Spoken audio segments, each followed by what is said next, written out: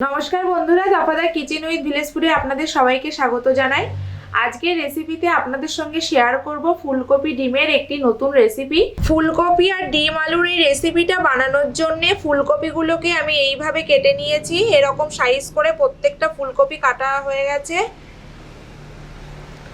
আর আলুগুলোকে এইভাবে এরকম সাইজ করে কেটে নিয়েছি।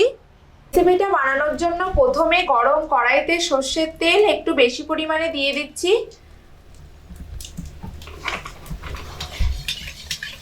তেল খুব ভালো মতো গরম হয়ে গেছে। গরম তেলের মধ্যে কেটে রাখা ফুলকপিগুলো দিয়ে ভেজে নিচ্ছি আলাদা করে।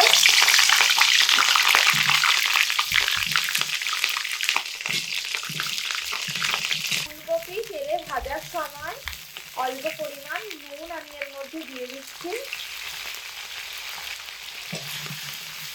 কপির মধ্যে নুন দিয়ে 3 থেকে 4 মিনিট সময় ধরে মিডিয়াম আঁচে আমি কপিগুলোকে লাল লাল করে ভেজে নিচ্ছি।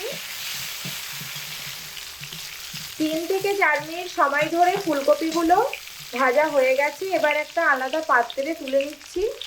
এই একই তেলে কেটে রাখা আলুগুলোকে দিয়ে ভেজে নিচ্ছি।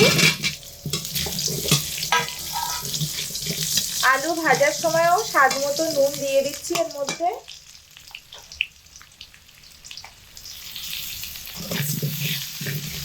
তিন থেকে 4 মিনিট সময় ধরে আলু ভাজা হয়ে গেছে। এবার আলুগুলোকে তুলে নিচ্ছি। কড়াইতে আবারও একটু তেল দিয়ে দিচ্ছি পরিমাণ মতো। তেল একটু নাড়াচাড়া করে দিচ্ছি। তেল গরম হয়ে গেছে। ফুলকপি আর ডিমের এই রেসিপিটা বানানোর জন্য 6টা সিদ্ধ ডিম আমি এখানে নিয়ে নিয়েছি। প্রত্যেক কটা ডিম আমি তেলের মধ্যে দিয়ে লাল লাল করে ভেজে নেব।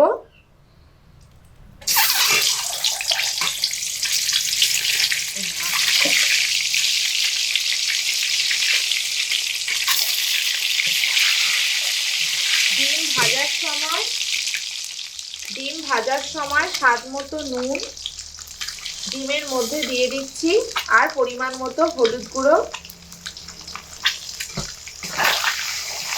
নুন আর হলুদ দিয়ে ডিম 2 থেকে 3 মিনিট সময় ধরে হালকা আঁচে ভেজে নিচ্ছি। ডিম কিন্তু খুব ভালোভাবে ভাজা হয়ে গেছে। এবার একটা পাত্রে আমি তুলে নিচ্ছি। গরম তেলের মধ্যে ফোড়নে আমি দিয়ে দিচ্ছি গোটা জিরে, রসুন বাটা, পেঁয়াজ কুচি,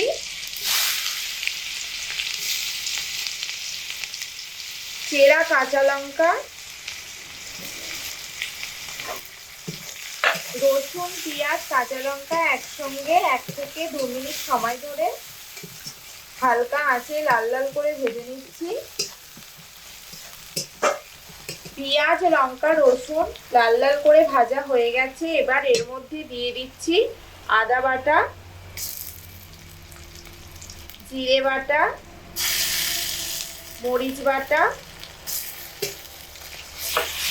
এবার এই মশলাগুলো দিয়ে একসাথে খুব ভালোভাবে 1 মিনিট সময় ধরে হালকা আঁচে কষিয়ে নিচ্ছি।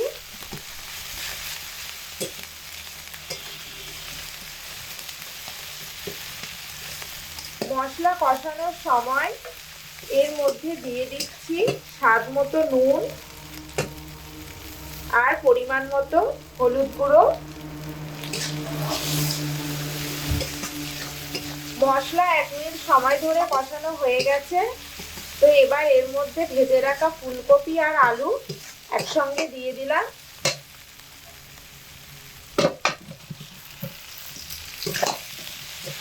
দুই থেকে 3 মিনিট সময় ধরে মশলার মধ্যে ফুলকপি দিয়ে কষানো হয়ে গেছে। তো এবার এর মধ্যে গরম জল পরিমাণ মতো দিয়ে দেব।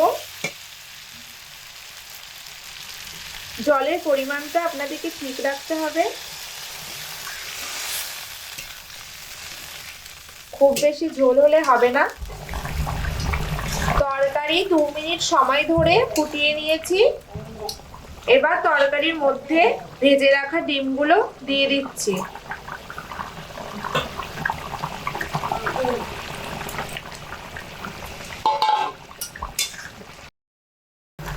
তরকারির মধ্যে ডিম দিয়ে মিডিয়াম আঁচে 4 থেকে 5 মিনিট সময় ধরে ফুটিয়ে নেব। 4 থেকে 5 মিনিট সময় ধরে তরকারি ফোটানো হয়ে গেছে। এবার এর মধ্যে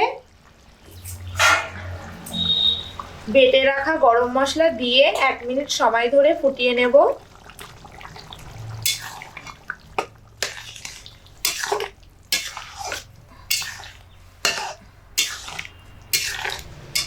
গরম মশলা দিয়ে 1 মিনিট সময় ধরে ফুটিয়ে নিয়েছি তরকারি।